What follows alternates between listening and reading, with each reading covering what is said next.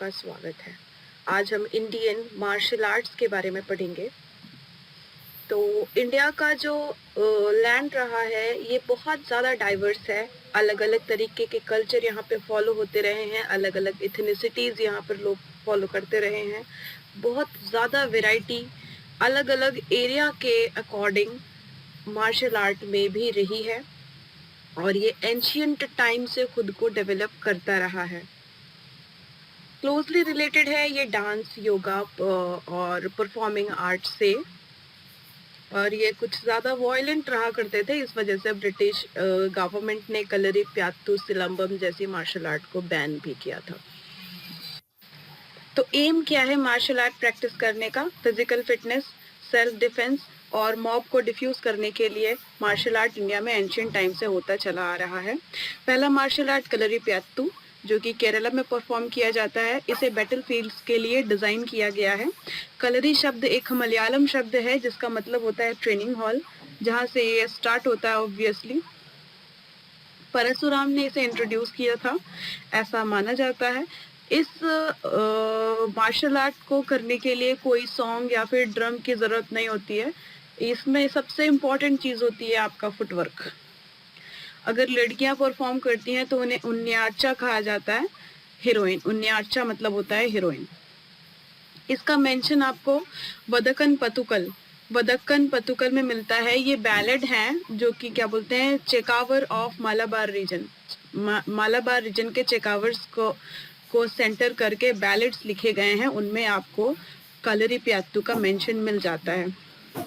उस ये मसाज है, जिंजली ऑयल से किया जाता है तो उसे क्या बोलते हैं, वैसे करके करते हैं तो उसे उस चिल कहा जाता है। फाइट अगर करते हैं आप एस शेप की स्टिक से तो ओटा, ये भी होता है इसमें। मैपियत्तू एक बॉडी एक्सरसाइज है। और पुलियंकम स्वॉर्ड फाइट करी जाती है तो उसे कहा जाता है। वेरुमकाई बेयर हैंडेड फाइट करते हैं आप। अंगथारी कोई मेटल वेपन का यूज़ करके करते हैं। कोलथारी अगर स्टिक का यूज़ करके करते हैं। तो ये अलग अलग फॉर्म है कलरीपयट्टू के। सेकंड कम्स सिलंबम जो कि तमिलनाडु में परफॉर्म किया जाता है। ये एक वेपन बेस्ड मार्शल आर्ट है। मॉडर्न और साइंटिफिक मार्शल आर्ट भी कहते हैं इसे, कि काफ़ी ज़्यादा मॉडर्न है ये। पांड्या चोला और चेराज ने इसे प्रमोट किया है। और इसका मेंशन आपको तमिल संगम लिटरेचर सिलापद्दिकरम 400 BCE के टाइम पे जो लिखा गया है उसमें आपको इसका मेंशन मिल जाता है। और ये इंडिया से मलेशिया भी ट्रेवल किया है और वहाँ पर अभी तक लिविंग भी है, वहाँ पर प्रैक्टिस किया जाता है और वहीं से वहाँ अलग अलग तरीके के मार्शल आर्ट इसी से ओरिजिनेट सेल्फ डिफेंस के लिए यूज होता है। थोड़ा हिमाचल, ये एक वॉरियर डांस है, राजपूत के द्वारा परफॉर्म किया जाता था सिरमौर, शिमला और सोलन डिस्ट्रिक्ट्स में। इसके ट्रेसेस आपको महाभारत से मिल जाते हैं और ये डांस, स्पोर्ट्स और फोक थिएटर का पूरा मिला जुला एक संगम समझ सकते हैं, सब कुछ होता है इसमें। ये विष्णु फेस्टिवल के टाइम पर परफॉर्म किया जाता है, चैत्र और वैसाख महीने जो कि अप्रैल और मई होते हैं। तो इस टाइम पे हर साल इस फेस्टिवल को मनाया जाता है और इस विष्णु फेस्टिवल में आपको थोड़ा मार्शल आर्ट देखने को मिलती है। प्लेयर्स इसमें ब्लेसिंग लेते हैं वहाँ के जो एरिया के गॉड हैं, माशो गॉड और दुर्गा। ये उस टाइम के प्रिंसिपल डिएटीज इनको माना जाता है, तो इनसे ये ब्लेसिंग लेते हैं। और दो टीमें बनती हैं, नाम है पाशीज और साथीज। तो ये टीमें जो हैं वो कौरव और पांडव की तरह कंसिडर किया जाता है। पहले ही बताया है कि इसका ओरिजिन जो है वो महाभारत से है, तो ये टीमें जो हैं वो कौरव और पांडव की तरह ही कंसिडर करी जाती हैं।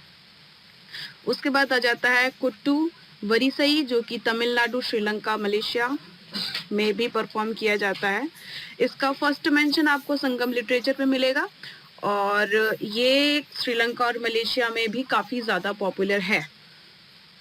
योगा, जिम्नास्टिक, ब्रीथिंग एक्सरसाइज कुछ इम्पोर्टेंट इन्वॉल्वमेंट है इसमें। ग्रैपलिंग, स्ट्राइक और लॉकिंग कुछ इम्पोर्टेंट टेक्निक्स हैं इसकी। अनआर्म्ड कॉम्पोनेंट ऑफ शिलंबम भी इसे कई बार कहा जाता है। तीसरा आ जाता है पारीखंदन जो कि बिहार में होता है। ये राजपूत के द्वारा कंडक्ट किया गया था और काफ़ी ज़्यादा चाउ डांस से काफ़ी ज़्यादा सिमिलर होता है ये। और इसमें शॉर्ड और सील्ड का इस्तेमाल होता है। हुइन लांगलोंग ये मणिपुर में होता है और मेथाई लैंग्वेज में हुइन का मतलब होता है वॉर और लांगलोंग का मतलब होता है आर्ट, तो वॉर का आर्ट, तो हुइन लांगलोंग।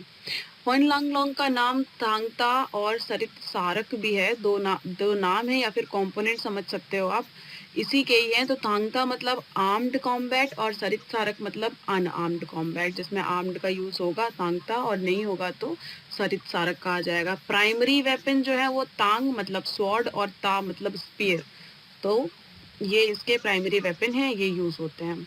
मणिपुर जो है वो काफी ज्यादा ज्योग्राफिकली म्यांमार से काफी पास पड़ता है, आप मैप से देख सकते हो। इस वजह से इससे हुएंग लांगलोंग से क्लोजली रिलेटेड बर्मा में भी बंदो और बानसे जैसी मार्शल आर्ट पाई जाती हैं, जो कि इससे काफी ज्यादा रिलेटेड होती हैं। और मणिपुर के किंग ने, जो वहाँ के राजा हुआ करते थे, उन्होंने इस टेक्निक का यूज ब्रिटिश के अगेंस्ट किया था और इस कारण से ब्रिटिशर्स ने इस टेक्निक को वहाँ पर बैन कर दिया था। तो नेक्स्ट कम चेबी एंड दागदा, ये भी मणिपुर में ही होती है।